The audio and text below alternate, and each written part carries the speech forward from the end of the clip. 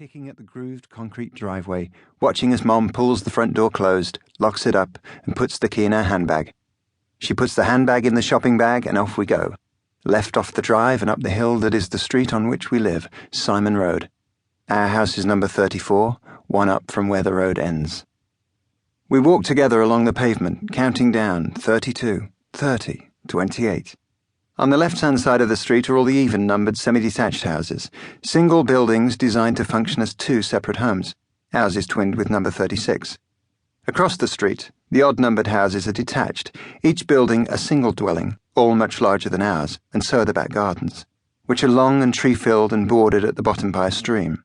The driveways are slicker too, with space for more than one car. Later on, when I started to become a little status-aware, I would ask my parents, "Why didn't you pay the extra 600 quid that would have got us a stream at the back?" I hold Mom's hand, remembering the Beatles song that's so often on the radio as the incline gets steeper. We reach the crest of the hill, where Simon Road meets Douglas Road, and turn right. We pass a 12-foot-high holly bush, the only evidence I've found that suggests where the estate got its name. We march on, crossing Hollywood Lane in front of Gay Hill Golf Club, an establishment that will assume mythical proportions in my imagination as a venue for wife-swapping parties. Not that anyone in my family ever set foot in the place.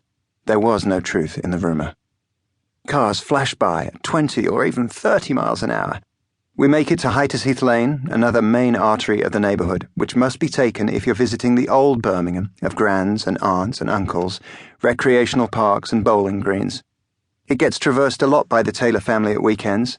It must also be used by mother and son if we're to reach our destination today, St. Jude's Parish Church. All this walking, we've been doing it together for as long as I can remember. Mom doesn't drive and never will. At first I'd be in my pushchair, but now I'm old enough we walk side by side, which must have come as a relief to Mom. There's no complaining from me, it just is and ever shall be. Amen. She's sweating now in her woolen skirt and raincoat, keen to get there.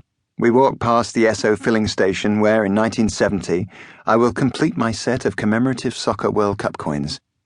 One last left turn and we're on the paved forecourt, upon which sits, in breeze block splendour, St. Jude's Parish Church.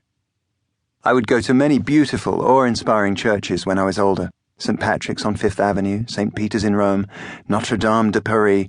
But St. Jude's on Glenavon Road was the most pragmatic people's church anywhere in the First World. Built in the post-World War II years, St. Jude's was intended as a temporary structure, not meant to last more than a few years. It's coming up on 20 now and yawning with cold air and aching joints. Single story, with windows every 6 feet along its length, and a roof of corrugated iron. Its crude purity enhanced the idea the St. Jude's faithful had about being the chosen ones. Why else would we gather together in this cold, ugly place unless it was an absolute certainty that we would benefit from it? Father Cassidy's great fundraising scheme of the 70s eventually resulted in a new St. Jude's Church. This was no small achievement. None of the congregants could be considered rich or even well off. Everyone had to count their pennies. Getting the money to build a new church from his parishioners took a great deal of persuading. Fortunately, he had God on his side.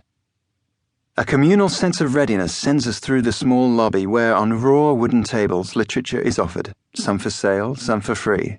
Textbooks, Bibles, songbooks, and other merchandise, including rosaries, crucifixes, and pendants of St. Jude, the patron saint of hopeless cases, really.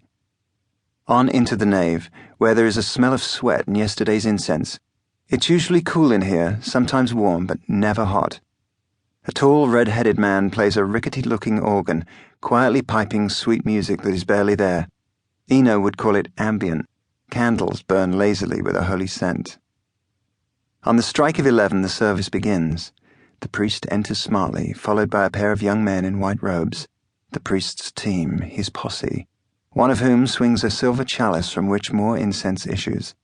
The air in the church needs a good cleansing before the good father can breathe it. He wears elaborate clothing, a robe of green and gold silk with a red cross on his back. Beneath the cloak, ankle-length turned-up trousers reveal the black socks and black brogues of any other working man.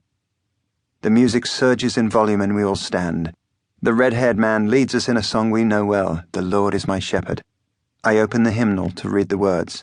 I like this one, but, like Mom, I'm too embarrassed to sing out loud. I wish I could, I just don't, but I like the feeling of togetherness that comes from everyone in the room singing the same words.